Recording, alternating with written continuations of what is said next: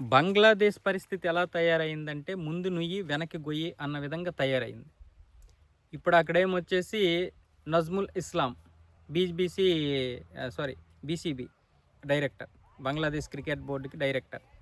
Cricketers మీద విరుచుకు పడుతున్నారు. మీ మీ పరిస్థితి ఏం బాగోలేదు, మీ మీ పెర్ఫార్మెన్స్ కూడా పేవలంగా ఉంది అని వాళ్ళ మీద విరుచుకు పడ్డాడు. అలాగే ఈ ఇక్బాల్ను కూడా నువ్వు ఒక భారత ఏజెంట్ అన్నాడు, ఈ తమీమ్ ఇక్బాల్.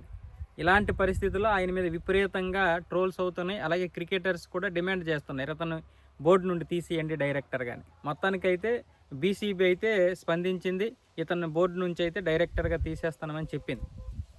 బీసీబీ బోర్డు అయితే స్పందించి ఇతను డైరెక్టర్గా తీసేసింది. మీరు క్రికెట్ ఆడాల్సిన అవసరం లేదు, భారత్ వెళ్ళి వచ్చే పెద్ద నష్టమేమి లేదు, బంగ్లాదేశ్కి ఏం నష్టం రాదు, కాకపోతే క్రికెటర్స్కే పరిహారం రాదు అని చెప్పాడు. అయితే అటువైపు ఫ్యాన్స్ ఏమంటున్నారు, మీరు భారతదేశం వెళ్ళి ఆడకపోతే, T20 వరల్డ్ కప్ ఆడకపోతే ఇక్కడ మేమే మీ ప్రాణాలు తీసేస్తామని వాళ్ళు బెదిరిస్తున్నారు.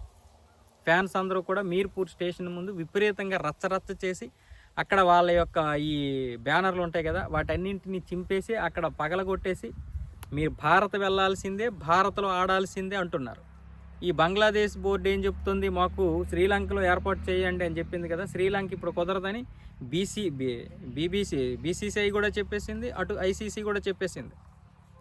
అయినా సరే బంగ్లాదేశ్కి ఇక పరిస్థితి దారుణంగా ఉంది. ఎందుకంటే ఇంక తప్పదు, ఇంకా భారత్లో వచ్చి ఆడాల్సిందే. భారత్లో వచ్చి ఆడితే పరువు పోతుంది, ఆడకపోతే సొంత దేశంలో పరువు పోతుంది, పాయింట్లు తగ్గిపోతాయి.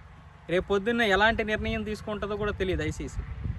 ఇప్పుడు అక్కడ ఫ్యాన్స్ కూడా వీళ్ళ ఈ యొక్క క్రికెట్ ఫ్యాన్స్ ఎవరైతే ఉన్నారో వాళ్ళు కూడా వార్నింగ్ ఇస్తున్నారు, మీరు ఆడకపోతే చంపేస్తామని.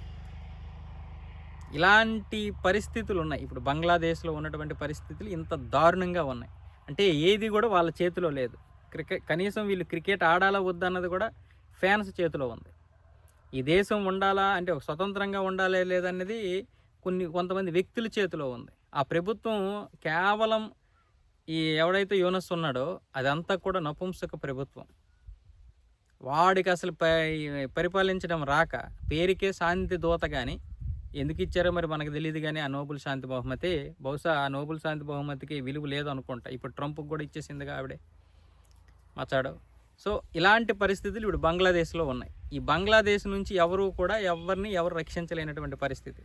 రేపు ఫిబ్రవరి 12వ తారీఖు జరగబోయేటటువంటి ఎన్నికల్లో ఎన్ని దారుణాలు చూడాల్సి వస్తుందో, ఈ దారుణాలన్నీ కలిసి మళ్ళీ హిందువుల మీదకి తోసేస్తారు. అంటే హిందువుల్ని చంపడానికే ఈ పనికిరానివన్నీ కలిసి ఆ విధంగా, అంటే భారత్తో పెట్టుకోవడం చేతకాక హిందువులు చంపుతూ ఉంటారు. ఇంకేం లేదు. ఈ క్రికెట్ బోర్డు ఇవన్నీ కూడా ఇలాగే ఈ విధంగా అన్నీ, క్రికెట్ కావచ్చు, రాజకీయం కావచ్చు, హిందువుల మీదకే పంపిస్తారు ఇవన్నీ.